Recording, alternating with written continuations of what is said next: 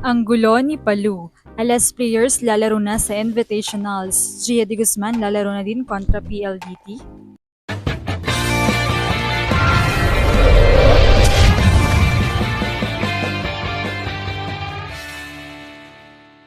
What's up, Volleyball Nation? Welcome back to my YouTube channel. Narito ako para magbigay sa inyo ng updates tungkol sa mundo ng volleyball.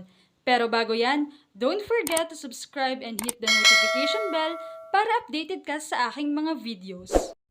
Nagbago ang isip ng Philippine National Volleyball Federation or PNBF matapos payagan ng Alas Pilipinas Women na makabalik sa kani-kanilang mga koponan sa PBL, ngunit mananatili pa rin silang nakatuon sa lingguhang ensayo kasama ang national team hanggang matapos ang kasalukuyang season.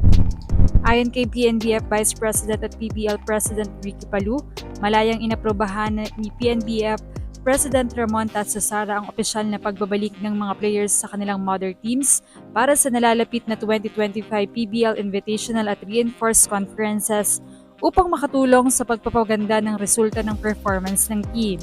Ibinahagi ni Palu na sa isang meeting kamakailan na inihayag ni Sara na maaari nang maglaro muli ang lahat ng miyembro ng national team sa kanilang clubs.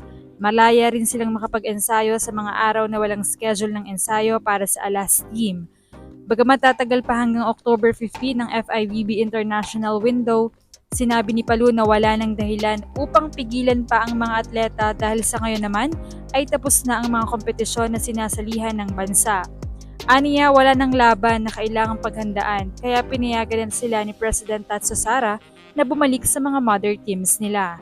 Hindi naman tama na pigilan pa sila kung kailangan sila ng kani-kanilang clubs, lalo na kung kulang talaga sa mga players ang ibang teams. Maluwag si President Sara pagdating dito. Kahit makapaglaro na muli ang mga alas ng bansa sa PBL, inaasahan pa rin silang dadalo sa ensayo ng national team.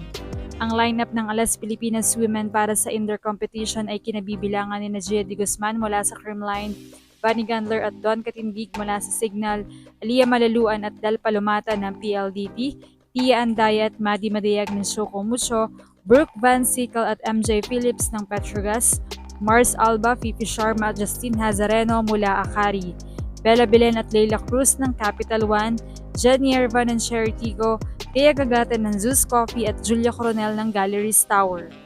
Mariing pinunto ni Palu na may kasunduan sa pagitan ng mga clubs at ng PNBF na papayagan nga ang Alas players na umattend pa rin sa ensayo ng 3 beses sa isang linggo hanggang sa matapos ang kasalukuyang torneo.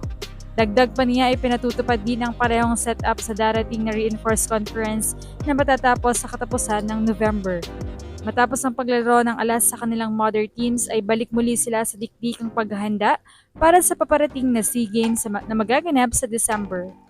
Samantala ay gaya nga na nabanggit, umaasa ang mga fans na ang kanilang mga favorite player katulad nga ni Gia de Guzman na matagal nang hindi nakakalaro sa Creamline 2 years ago ay makakalaro daw kontra PLDT na talagang nagiging karibal ngayon ng Creamline. Subalit ayon pa rin sa mga komento ay mukhang malabong maglaro agad si Gia knowing na siya ang team captain ng Alas na talagang pinangungunahan ang pambansang koponan. Dahil kung tutuusin din ay kaya naman talaga ng Creamline na lumaban kahit wala muna si Gia. And since mabilis lang din ang conference na ito at maaaring sa Reinforced Conference pa rin natin makita in action si Gia de Guzman. Kaya naman, anong masasabi niyo dito? Leave a comment below. Thank you for watching and don't forget to subscribe.